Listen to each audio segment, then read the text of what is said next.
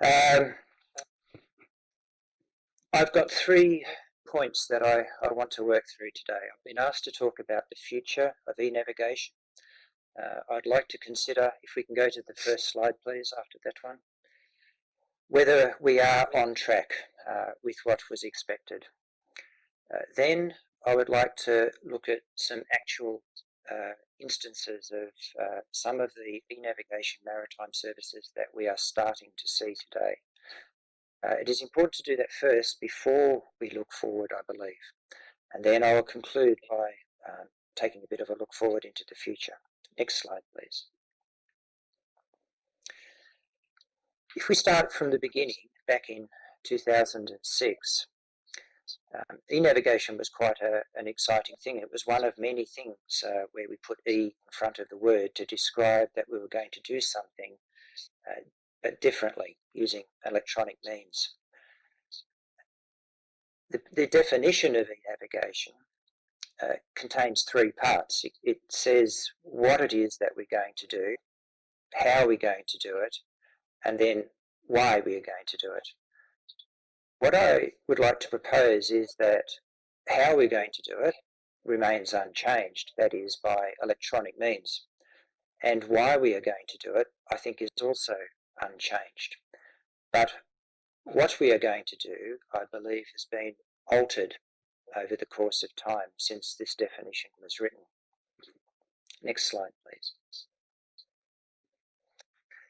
The IMO's e-navigation strategy implementation plan was first published in 2014 and it was updated in 2018, and it contained 5 prioritised solutions.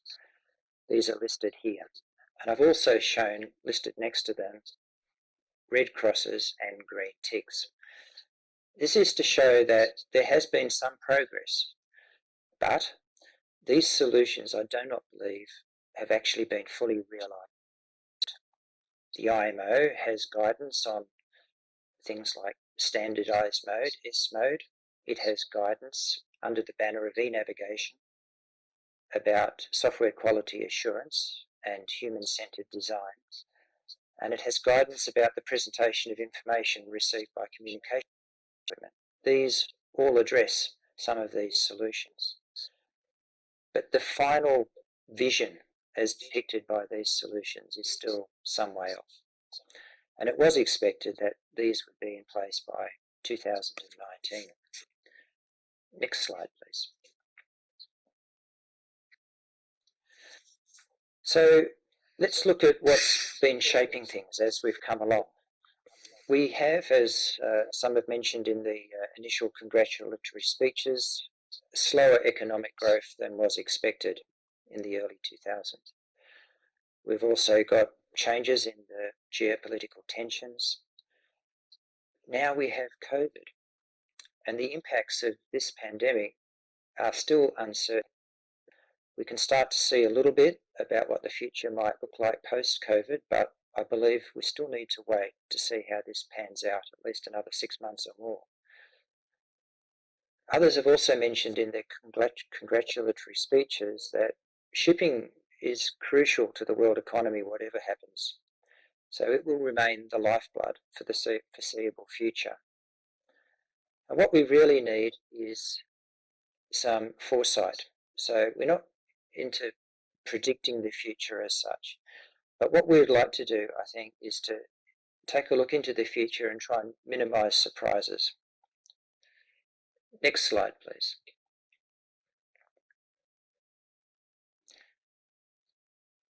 I'm not sure if we have another technical glitch, but I will carry on unless told otherwise. So more on the shapers and influences that we are seeing today. I've got 3 different groups of them here. The blue group, climate change, will have some direct impacts on the maritime industry, including the way that ships navigate.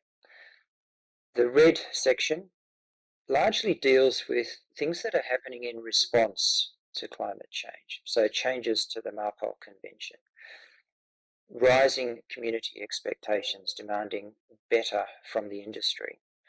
We are seeing, as a result, different fuels that ships are going to use and are using, limiting emissions in certain areas, optimising the way that ships travel and the way that ports operate.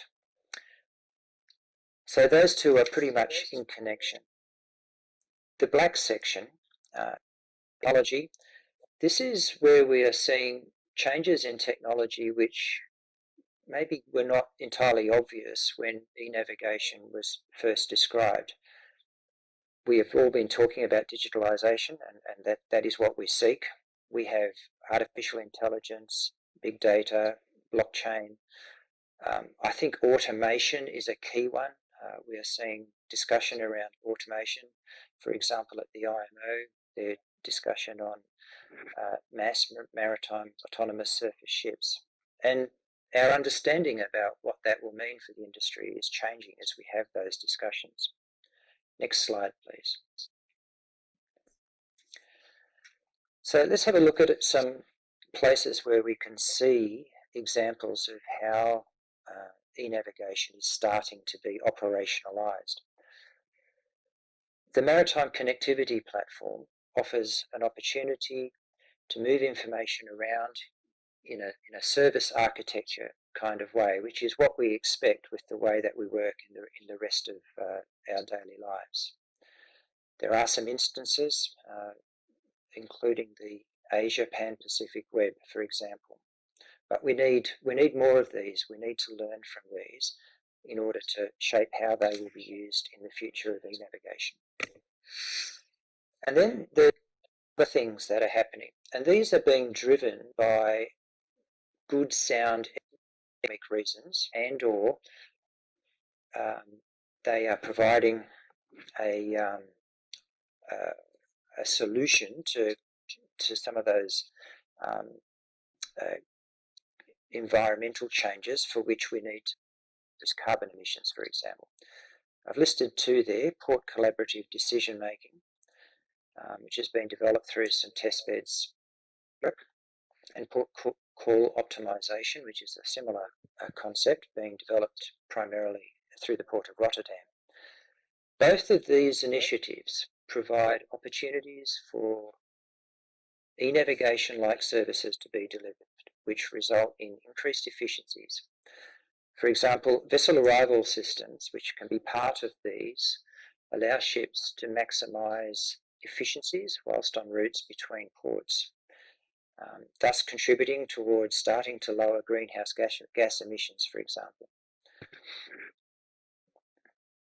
Next slide, please. So now, what of the future?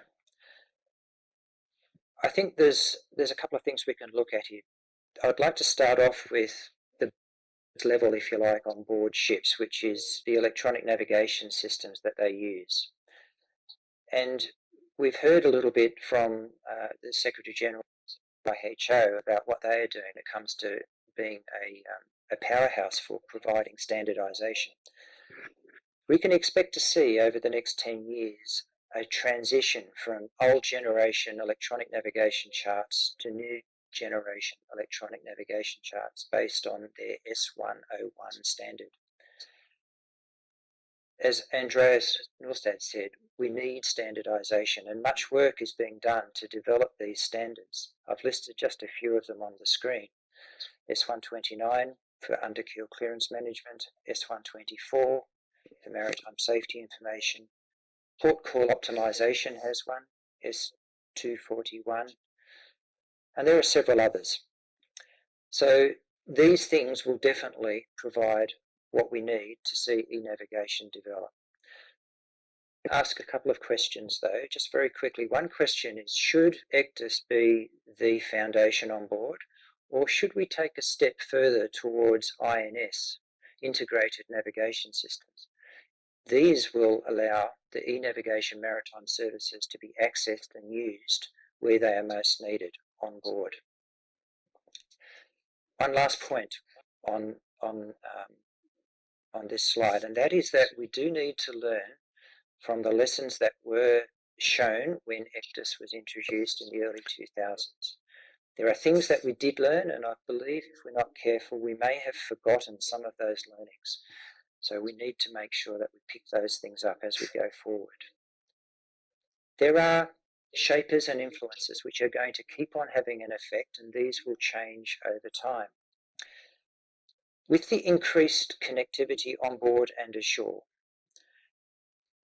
and increased digitalisation, cyber risks, our risk from cyber crime in the maritime industry is going to keep changing. So we will need to keep up to date with that. Just move to the next slide, please. So we have to keep our eye on this particular one, and the industry, both through the IALA and through other industry bodies, has developed guidance to help us deal with cybersecurity. Thank you, Omar. I'm not far from finishing. Automation is another one which will keep changing. There is work to be done to make sure that automation is used safely and it helps people to do their jobs more safely. We can watch what happens in the automation industry, for example, with cars and vehicles, and also in the aviation industry. Next slide, please.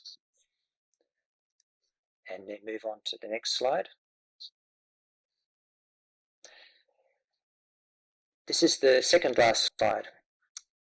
In Australia, at AMSA, we have tried to take a bit of a look at the next 10 years and what this means for the delivery of these navigation services that we provide.